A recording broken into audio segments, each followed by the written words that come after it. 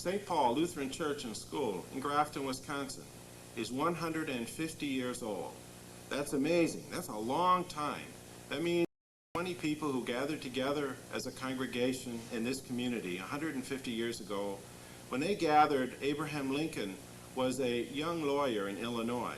That means Millard Fillmore was the President of the United States. That means that it was still 10 years before the beginning of the Civil War. It means that this congregation came into existence only 3 years after the state of Wisconsin was formed. And Sears Roebuck was not even going to be a company for quite a few years to come. We put this film together, this video presentation, so that first of all we could thank God for his goodness and mercy over these 150 years. And secondly, so that we can appreciate the efforts, the dedication, and the sacrifices of those who came into the past in order to have this congregation to be a successful, thriving congregation and branch of Jesus Christ Church. We hope that this video will inspire each of us to thank God for his goodness over these past 150 years, and also that we will continue to tell the truth, to run the race of Jesus Christ, of sharing the good news of Jesus Christ to the community and throughout the world for many more years to come.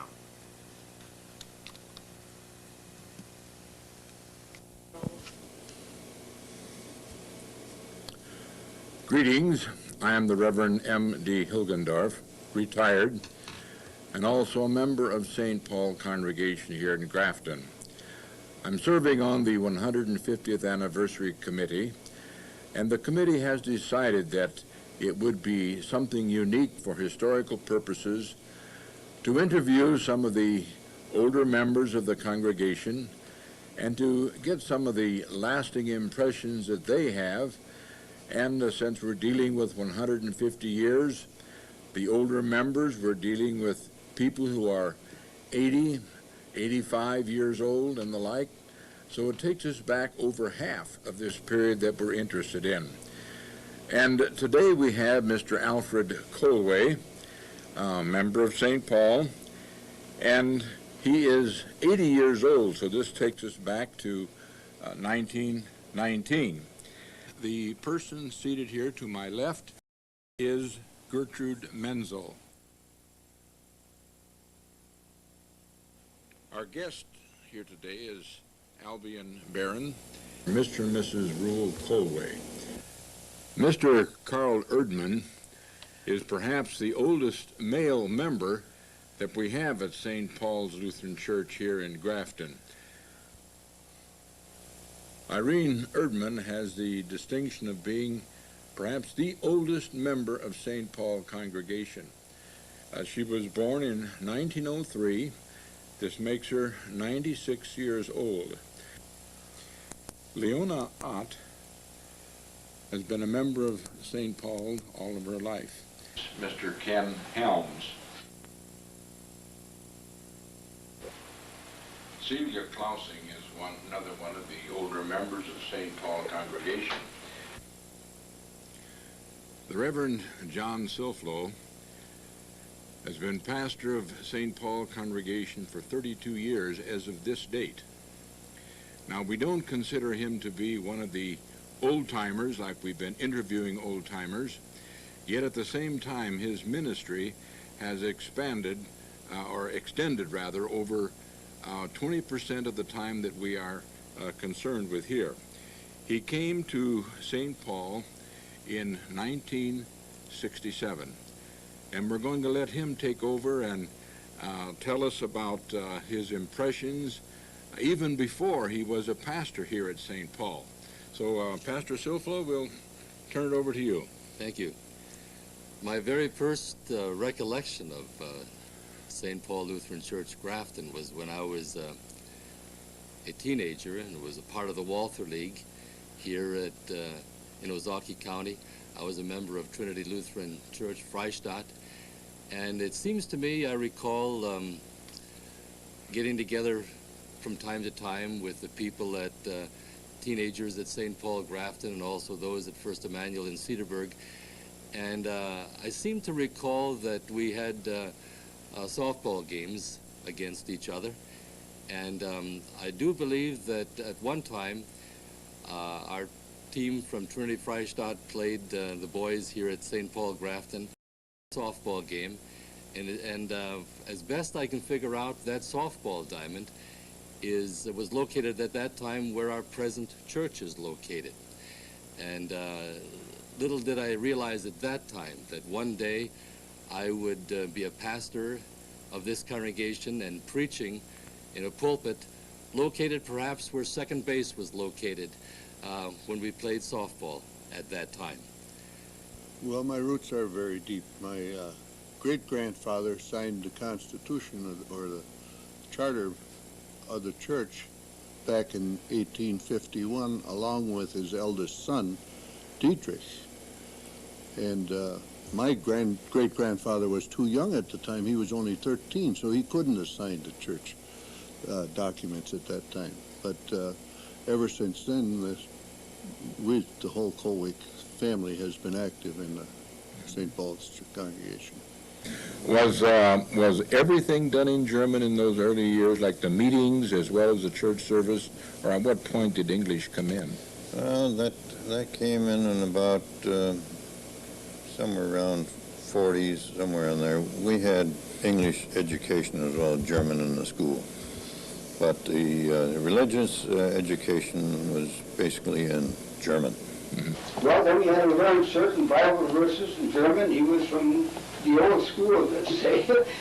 And I can understand German real well, but das Sprechen, das geht nicht so gut. I think in fact, I know we were the first class that had to have German and English put together in the same, And so you had two languages you had to two work with. languages. Does that mean that you had to memorize it in both languages? Yeah, pretty well. A little bit less in English than in German, but we had to know it in both. In both languages? Yeah. We were the last group that was confirmed in German. And the pastor then was? Pastor Schrader. Pastor Schrader. Mm-hmm. Okay, and that year you mentioned that there were two confirmation classes, and the one was held? On Pentecost, and that was English. And that was held in English? It was held in English. And from then on, it was English. Then on? Then on. So 1933 becomes the transition year. What was it like back at confirmation time? What were the church services like? You were sharing some of those things with me. Oh, sure. Well, I can remember when the women sat on one side of the church, of the aisle, and the men on the other. The men and the women, husband and wife, couldn't sit together. They had to be separated. That I remember as was one of the things that I remember. And the women weren't allowed to vote then either. Just the men voted. The women had no voting rights in the church. Yeah. What is the first event that you really remember with regard to the church and church life?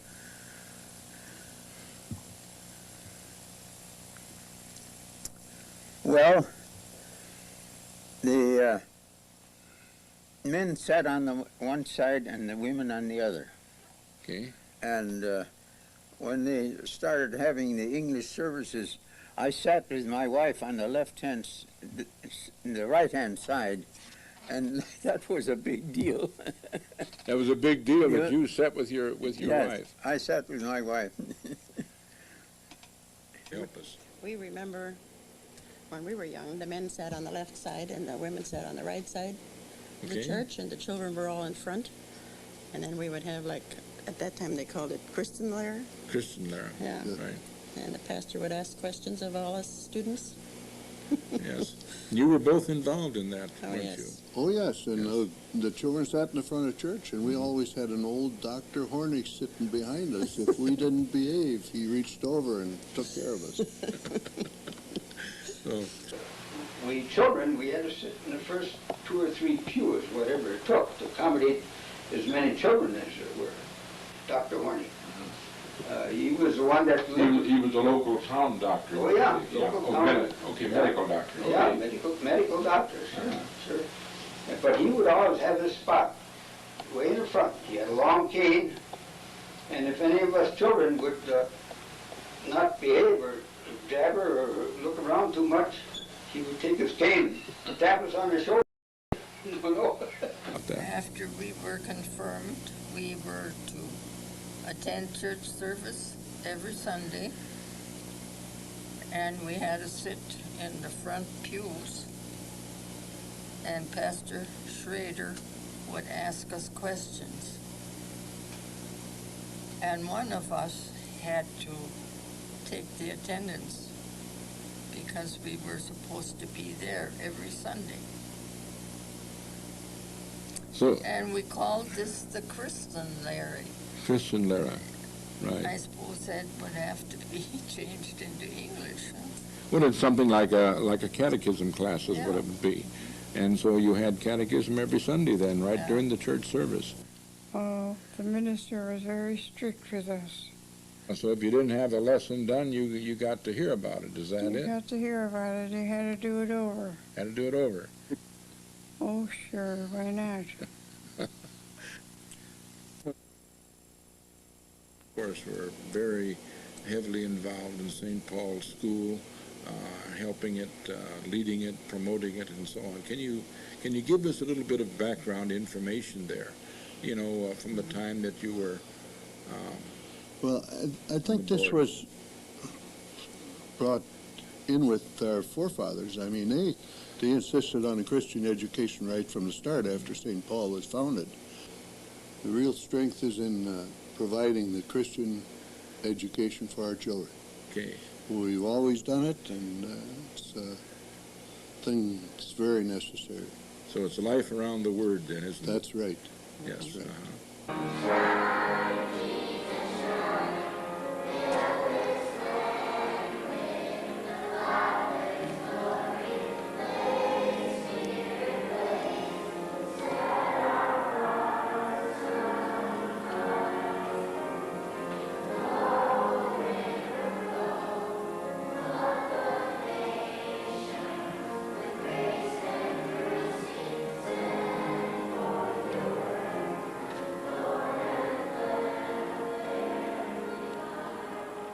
I presume you too went to St. Paul's School then years ago, didn't you? Oh, sure.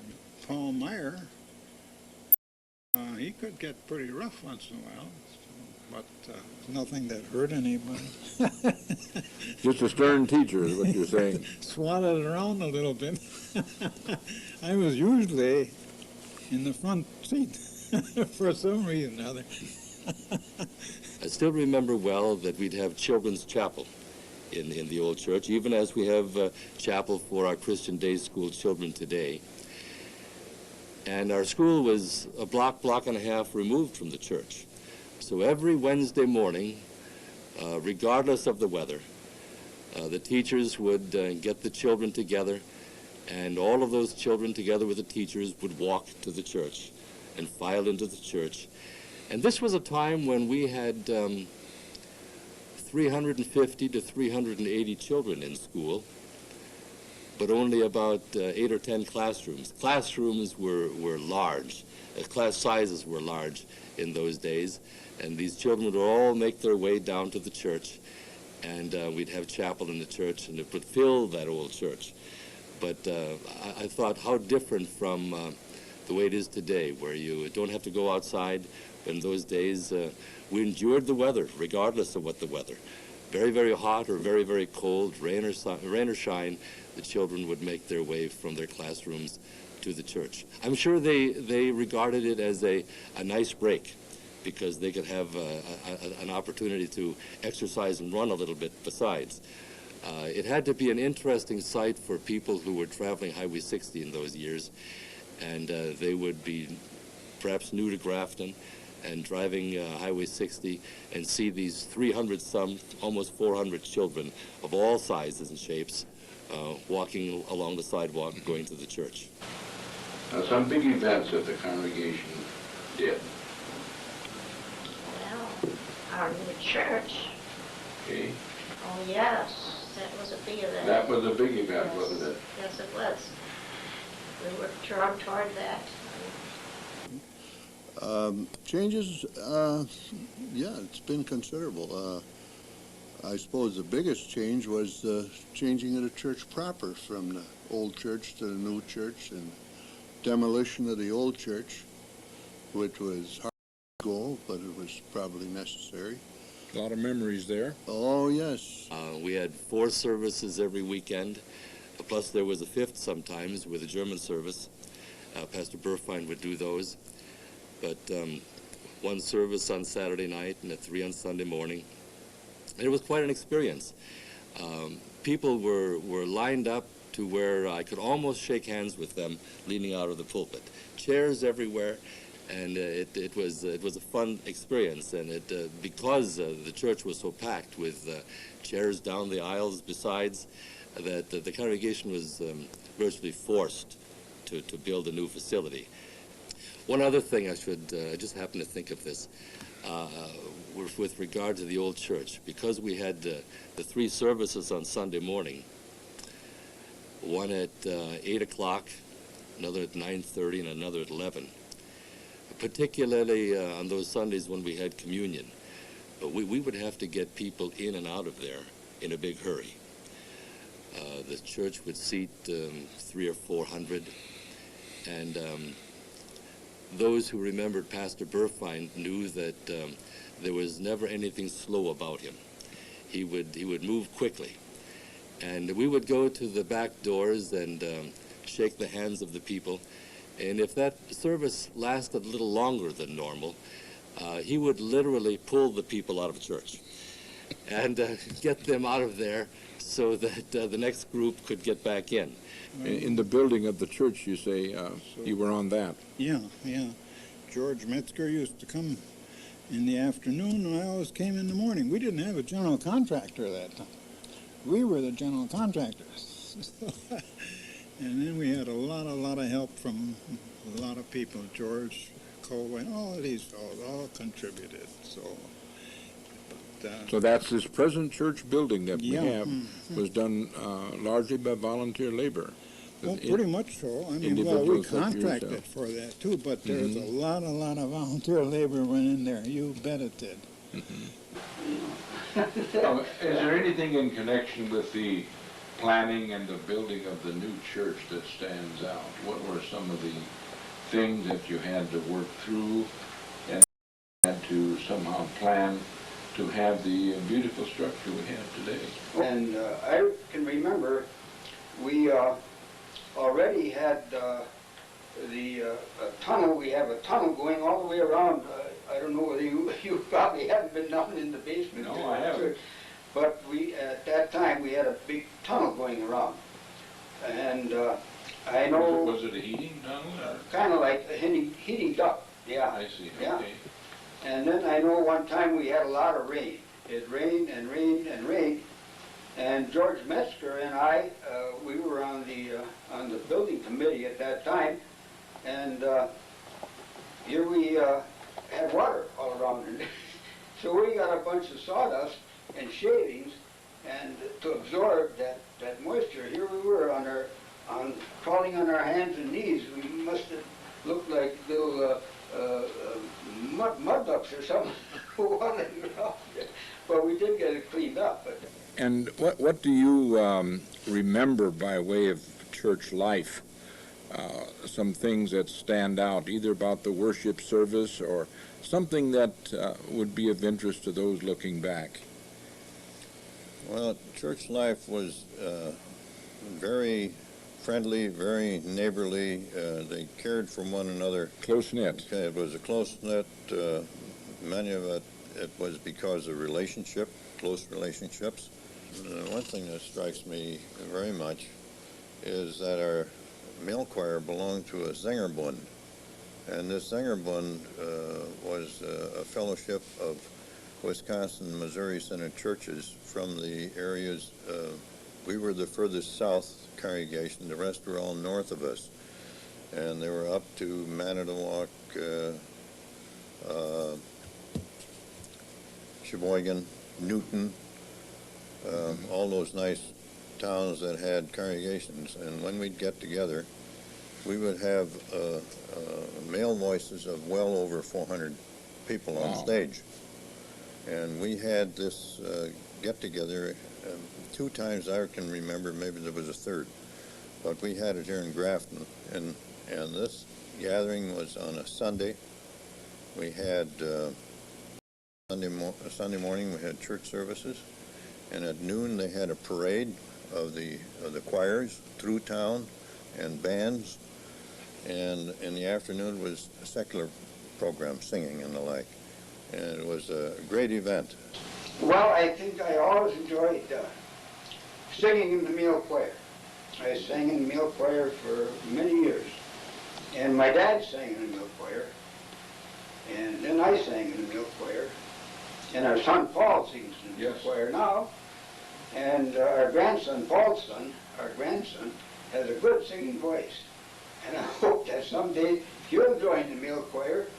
That would be 4 generations of Helms singing in the male choir. And I think that's kind of nice. Yes. Both of you were also quite active in choir. And can you share some of the life of the choir with us? Well, when we joined choir, it wasn't quite as active as our older siblings.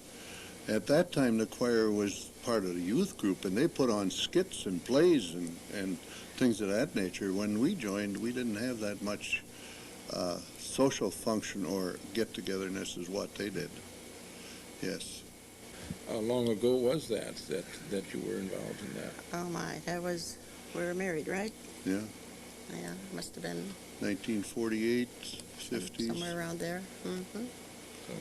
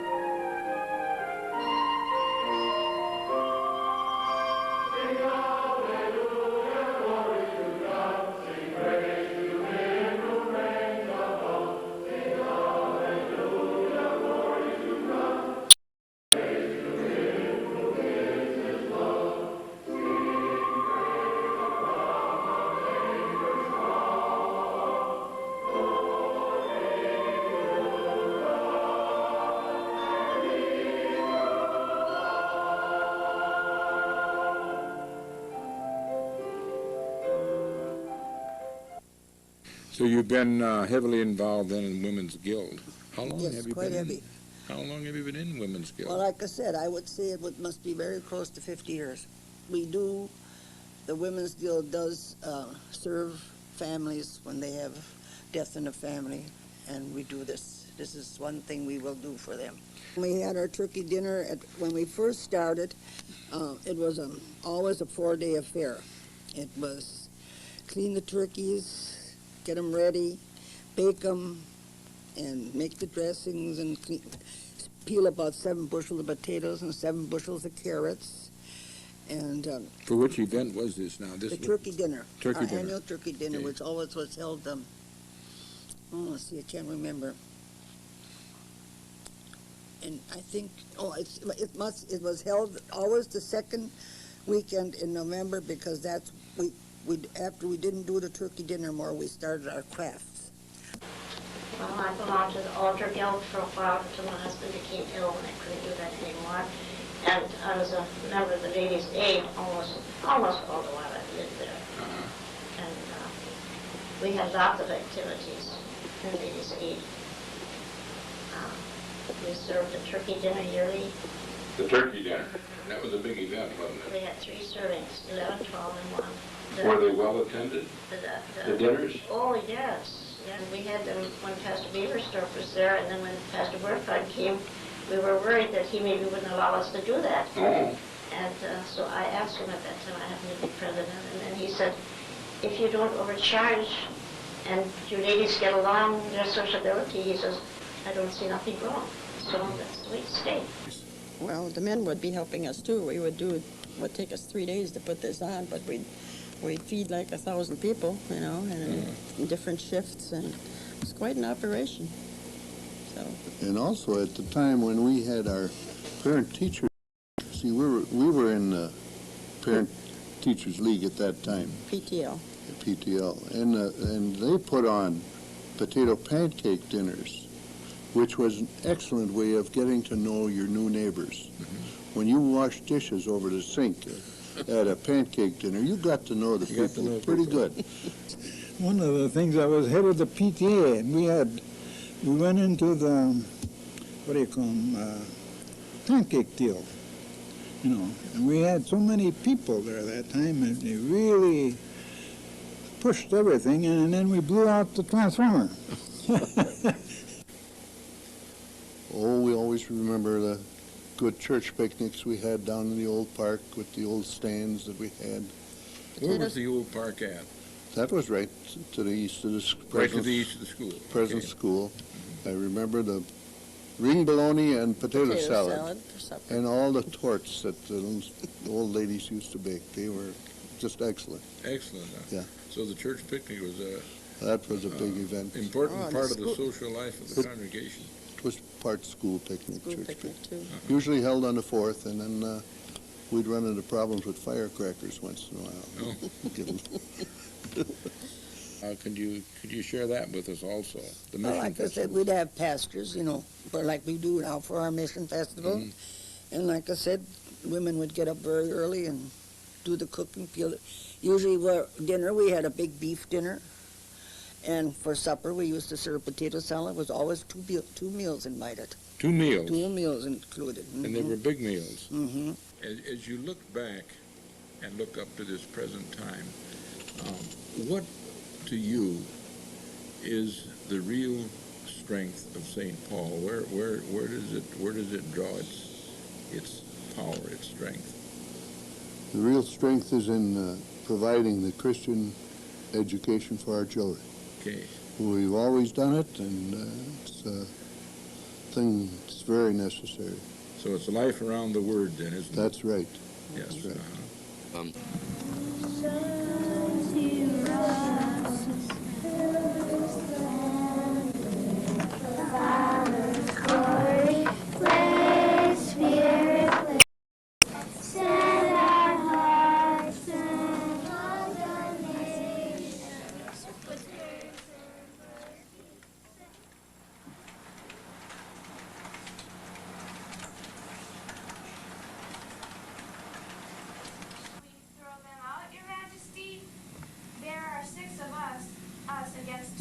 Okay, use your hand. There are 6 of us and only 2 of them.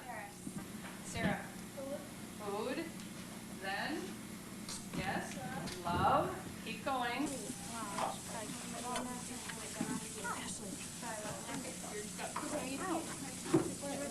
Now, Bethany House. Shauna, can you make a guess what that might be? The author? No, not the author. Bethany House.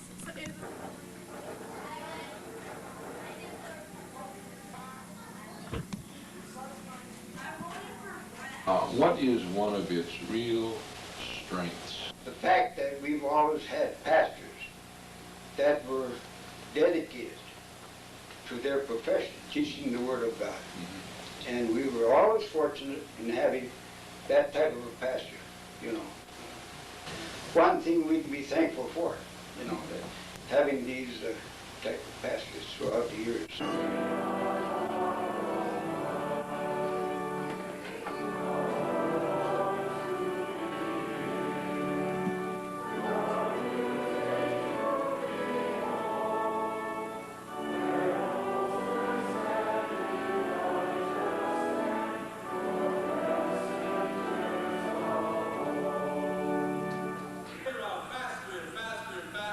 All the furnishings in the room go helter-skelter, and through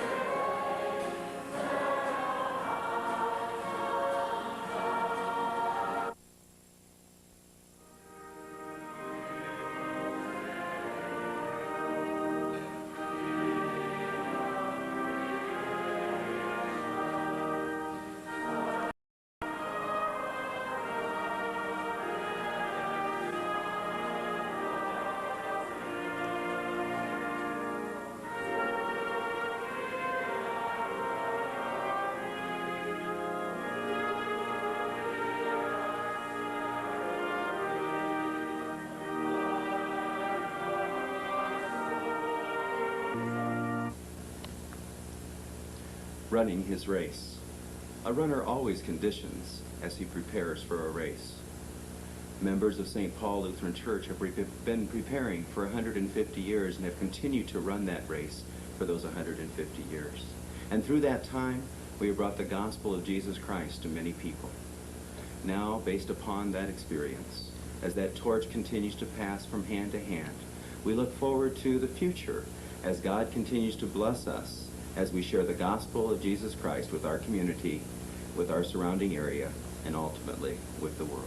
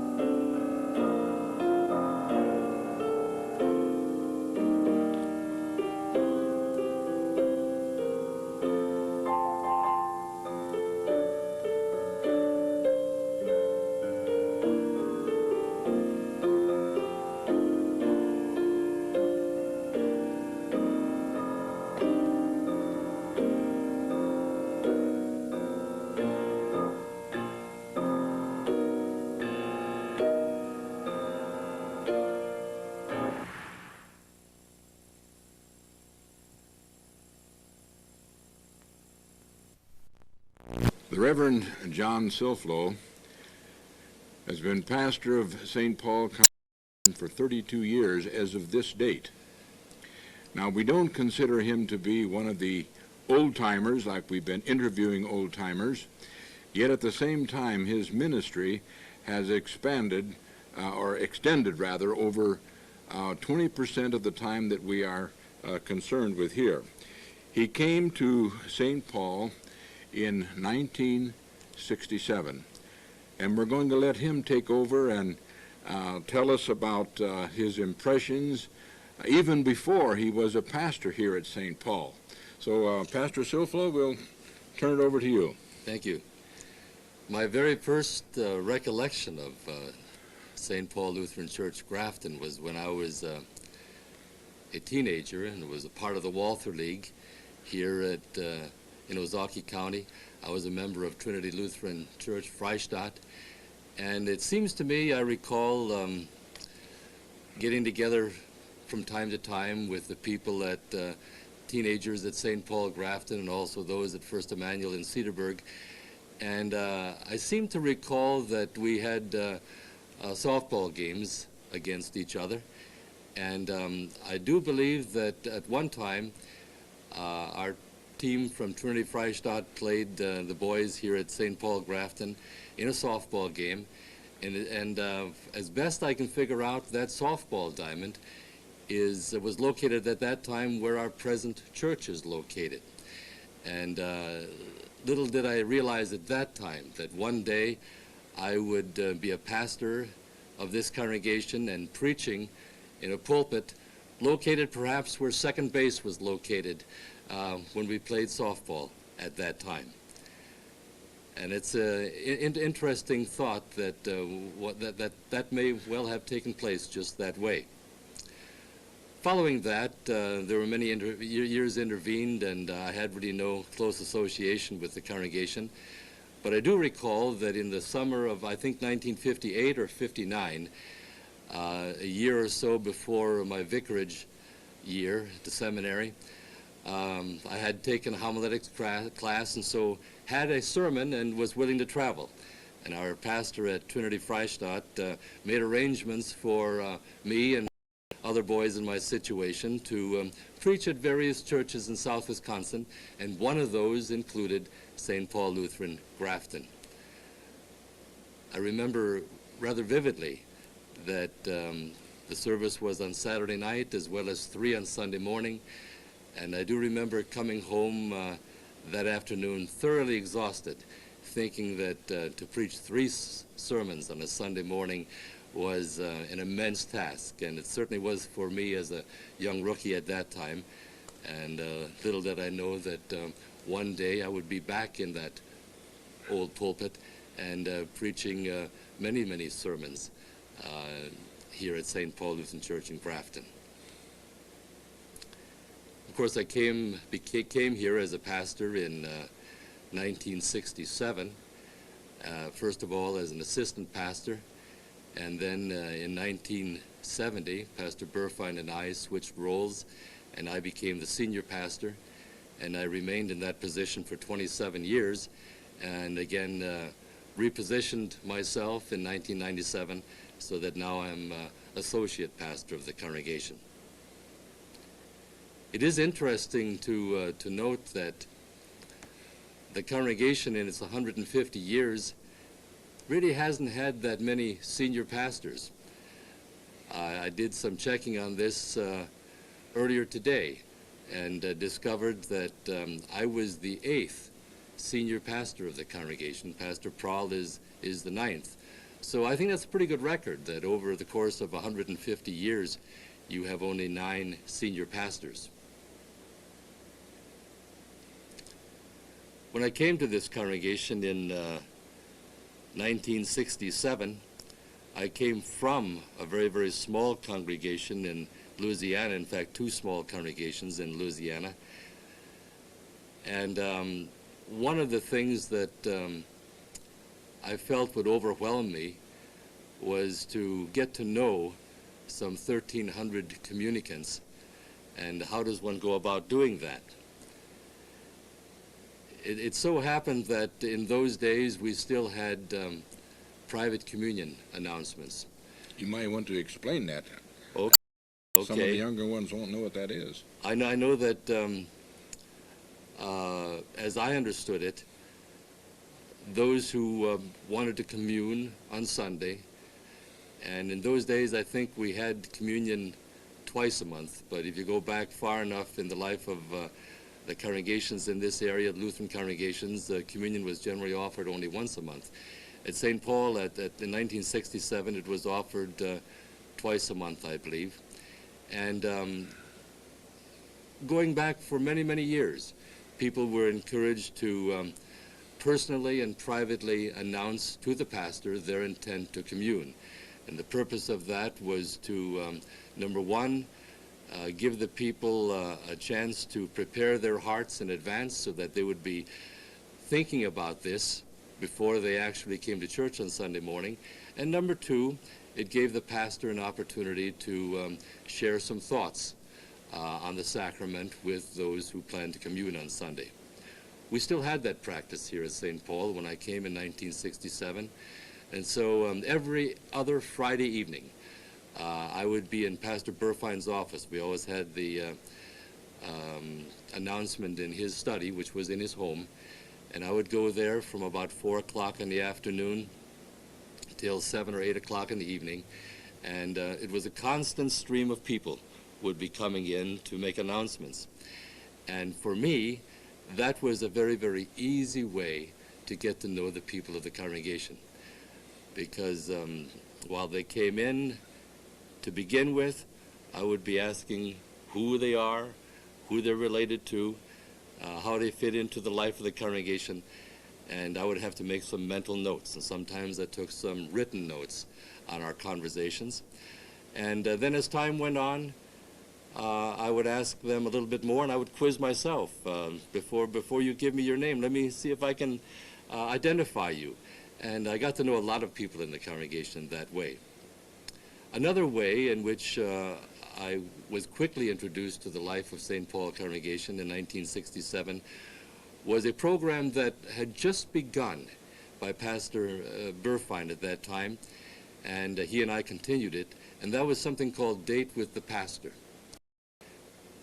We had a lady in the congregation who made all the arrangements for us, and I guess it was like every Monday or Tuesday evening, I forget which night of the week it was, we met with a select group of 15 to 20 people, and we would simply just have conversation. I would have a brief introduction, a brief devotion, tell them a little bit about myself, and they would share and tell them something about themselves. And one of the questions that we always prepared in advance for these people was, what do you see happening in the future in the life of St. Paul congregation? And we got many, many great ideas that way. And it was always a very, very friendly evening. But did I ever get to know the people of the congregation? And I got to know a lot of the people of the congregation in a big hurry in that first year. Significant events over the years. For me, I still remember well preaching in the old church. We had many of our older people, by the way, who commented about the old church as we interviewed them. So, yes, go ahead. You know, it was the old style building, common to the kind of Lutheran churches we have in the Cedarburg, Grafton area, with the high steeple and the pulpit coming out of the wall, if you will. Elevated. And in those days, the church attendance was fantastic. These were the 50s and 60s when church attendance, quote unquote, was in. We had 4 services every weekend, plus there was a 5th sometimes with a German service. Pastor Burfine would do those. But 1 service on Saturday night and 3 on Sunday morning. And it was quite an experience.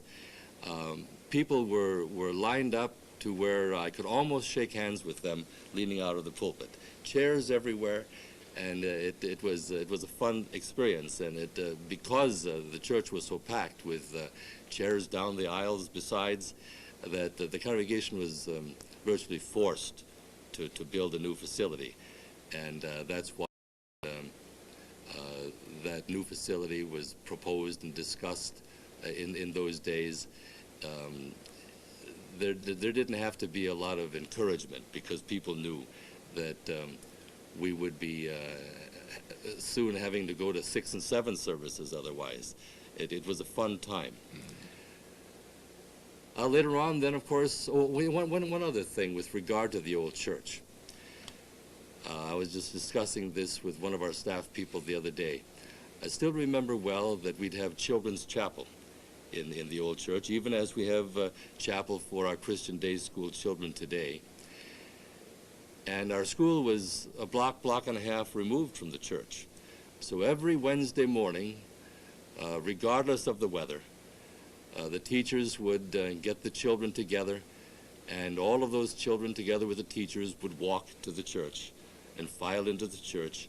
And this was a time when we had 350 to 380 children in school, but only about 8 or 10 classrooms. Classrooms were large.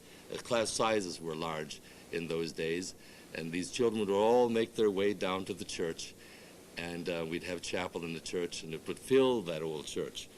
But I thought how different from the way it is today, where you don't have to go outside. But in those days, we endured the weather, regardless of what the weather. Very, very hot or very, very cold, rain or shine, the children would make their way from their classrooms to the church. I'm sure they regarded it as a nice break, because they could have an opportunity to exercise and run a little bit besides.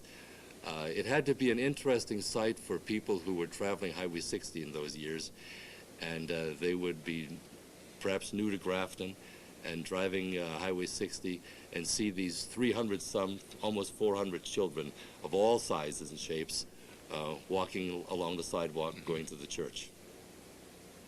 One other thing I just happened to think of this, with regard to the old church, because we had the 3 services on Sunday morning, one at 8 o'clock, another at 9:30, and another at 11.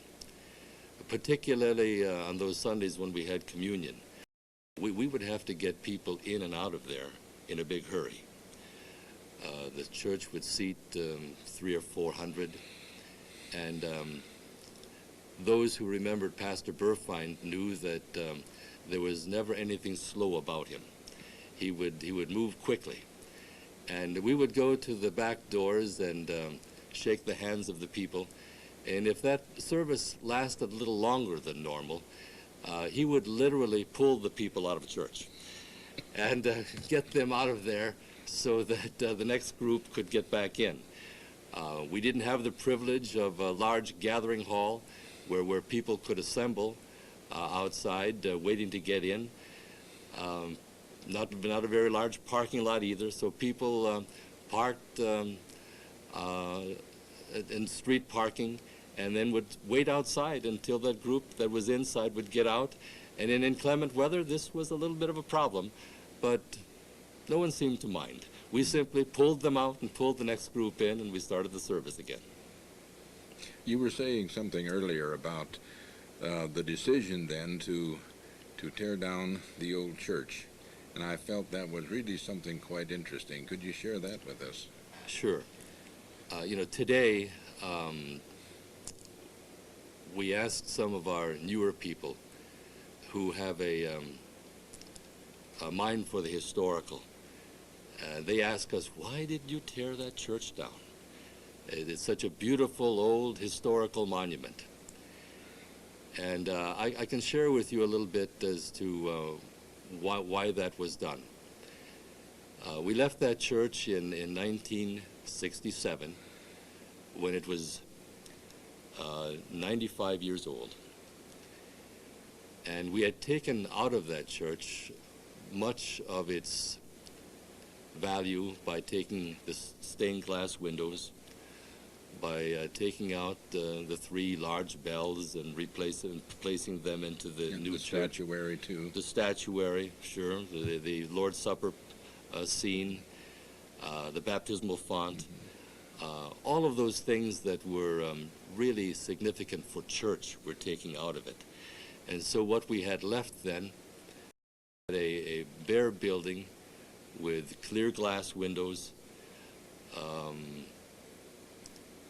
The heating was gone. What had happened over the last several years prior to the building of the new church, not many repairs were being made in the old.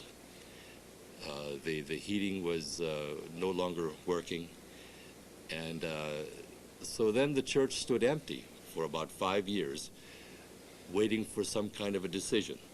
There were thoughts of perhaps making a youth center out of it for the congregation. That was complicated some by the fact that the main floor of that church was not level. It was slanted. And so you couldn't do much in that church. You couldn't play checkers too well on a table because it would always stand sideways. So that whole floor would have had to have been straightened out. And as it was with churches of that era, the basement of that church was an afterthought. That was not part of the original construction in 1871. That was dug out by hand some years later, probably, I'm guessing here, perhaps in the late 1890s or early part of the 1900s. I know that at Trinity Freistadt, where they have a similar building, that basement was put in the 1940s. But nonetheless, the lower level of the church was not very, very deep. If you were 6'8", you would have had a problem down there. And the lighting was horrible. The lighting was absolutely horrible. So there wasn't much we could do with that lower level either, as far as repairing is concerned. As time went on, we had some vandalism in the church.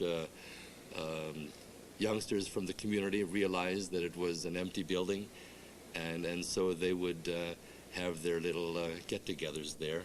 They would find ways to get in, even though we were padlocking everything, but it seems that there were always ways that they could get in. So there was some damage was being done.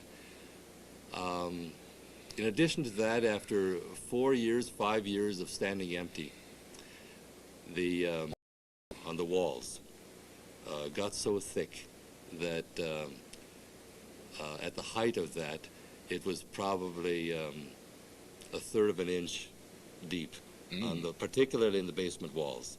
But it had gotten up on the main level too. So on one Sunday afternoon, probably in the spring of 1971, the congregation's, or the building's 100th year, was built in 1871. We had a voters meeting, and that subject was on the agenda, and it was discussed. There were those who had a mind for history and wanted to save it, but there were those who had a mind for practicality and saying, what should we do with it? It's a white elephant, it's going to fall down before we take it down. So the whole group walked down from the new church to the old church on this Sunday afternoon and took a look around. A good number of our members hadn't been in that building since we left it 5 years earlier, the last time we worshiped there. And one could sense a great deal of pain in the hearts of some people because of what had happened to the building. It was no longer a church. It was looking horrible. We came back to the meeting, and a motion was made to demolish the church, and it passed unanimously, because the feeling was that if we couldn't fix it up, we shouldn't leave it there. And so it was destroyed some months later. An interesting sidelight here is that when that church was built in 1871, it was built for about $5,000. I think it even a little bit more than that. Of course, that was an 1871 dollar. When we tore it down in 1971, the contract was for a little more than $5,000. So we built it for $5,000 and tore it down for $5,000. I had a chance to speak with the contractor who had the contract to demolish the church, and he's still in business in the Grafton Cedarburg area. And he confided in me in saying that that was one job he lost money on when he tore that building down, because he had no idea that the foundation under the bell tower would be that solid. And the agreement was that he was to have all of that concrete down at least a foot below the normal surface of the ground there. And he was coming in there with every kind of machine imaginable, trying to beat up that concrete, and was beating up his machines. The result was that we saw what was going on, and the leaders of the congregation at that time had mercy on him and let him fill in that area with only about 4 or 5 inches of soil over the foundation. Today, particularly when you drive past that site during the month of August and September, when the summer heat has had a chance to dry out the soil, you can still find the foundation. I can see it, and I'm sure our old-timers in the congregation would also recognize where the dry spots are in the grass. That's where the foundation of the old church stood. Mm-hmm. Nonetheless, it was with some pain that that building was tore down. About a month before that demolition, we had an auction, and the pews and a number of items such as that were auctioned off, and so some small amount of revenue was gained through that. But it was a heart-rending time in the life of the congregation, particularly for the old-timers in the congregation at that time. Very interesting. Do you have other insights such as that you would care to share with us? One area that I could share with you would be when I first came to Grafton in 1967, because we're still using the old church and hadn't yet gone to the new. We were still working under what we might call the old regime, where the pastors had no studies other than those in the parsonage. And so very, very fascinating for us and for the congregation to be able to move out of the house, out of the parsonage, to go to nice brand new studies in the new facility. But it is interesting that we had two pastors at that time, a school principal, and we had one part-time secretary for the whole congregation. Iris Smith was her name, and Iris would come in when she felt like it. And usually that was about 10 or 11 o'clock in the morning. And we knew that Iris would get the work done.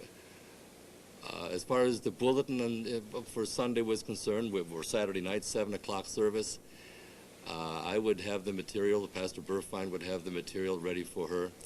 And of course, the bulletin in those days was rather simple.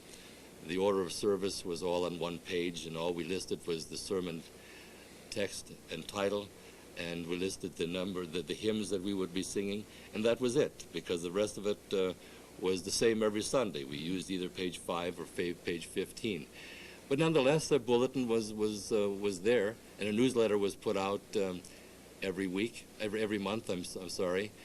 And Iris would do this and keep all the records for the school on a part-time situation. Actually, as time went on, it was probably full-time for her, but she worked her hours. So she'd get there at 10 in the morning and would probably work till 6 or 7 in the evening. One never called the church as such because there was no church phone. You only called one of the pastors, or there was a phone at the school, which the principal would answer if he was available. We had really only a part-time principal at that time, even though there were close to 350, 80 children in the school. But how times have changed over the years. Today, we have computers, we have 4, 5, 6 staff people in the office. All of us have our studies, and we're looking to add staff to that. We have a individual in the office who all she does is the financial aspects of the congregation, and it's a big job. She can't get that job done using 20, 25 hours a week. And when I came here 30-some years ago, we had an individual who was elected to be the treasurer. Carl Erdman was treasurer of the congregation when I came here. A very busy man, he and his wife Norma. They ran the pharmacy in town, and from that position, as pharmacist in town, where I know he probably worked a minimum of 50 hours a week, he still had the time, or took the time, to write the checks for all of the employees of the congregation. And granted, it was a little simpler time. I don't think he had to make any deductions of any kind. He figured out at the beginning of the year what we were owed and wrote those checks out. We were sort of at Carl's will, however, because he was a busy man, and we got paid twice a month as we do now. But if he was busy, he and Norma, on the 15th of the month, we'd get paid on the 16th, and if he was busy on the 16th, we got paid on the 17th. And I don't know that anybody ever complained about it. We knew we'd get paid. So those were different times.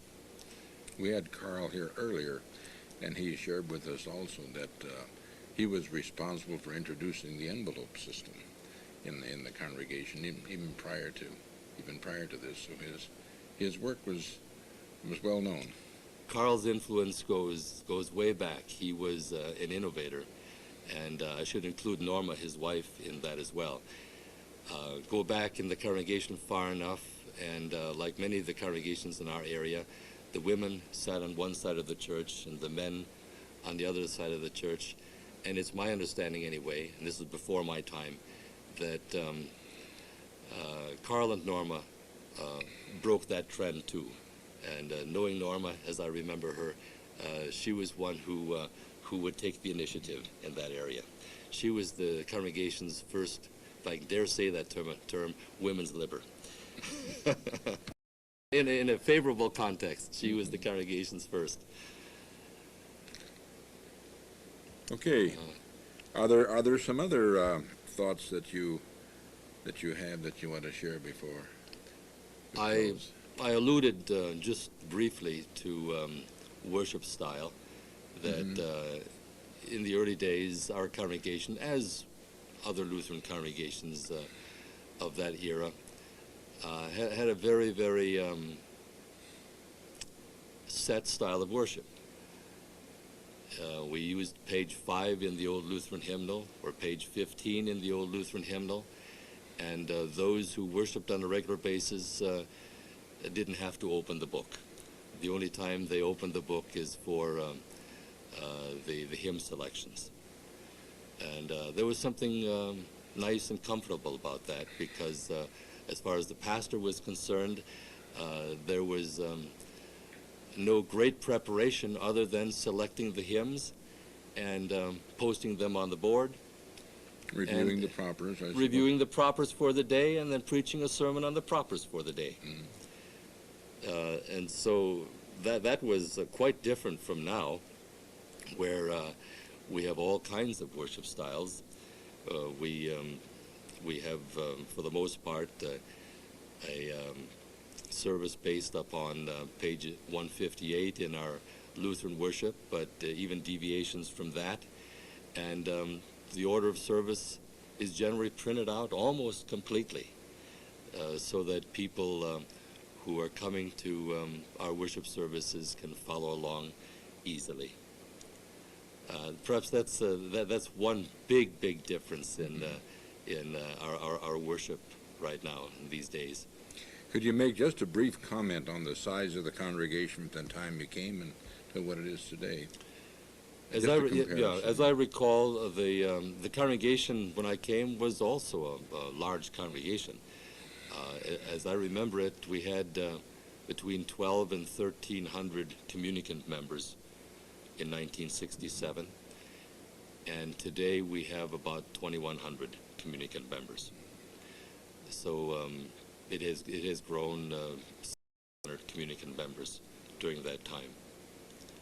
A lot of the people, however, that were members of the congregation when I came here in 1967 are still here, a good number of them, and of course many of them have come during the time of my ministry here. And I don't know them all anymore. I used to know them all quite well, but now I think Don't have any dates with the pastor. No dates with the pastor. We maybe need to regenerate that and regenerate the communion announcements again, and we might be able to get to know them all again. I guess I know 90% of them in one way or another. I don't know the names of the children because I don't have that personal contact with them. But I usually know by seeing them where they fit into the families. Yes, we want to thank Pastor Siffel for sharing these historical observations with us, and I'm sure that many people will find them to be quite interesting. How close are we on that tape? Close.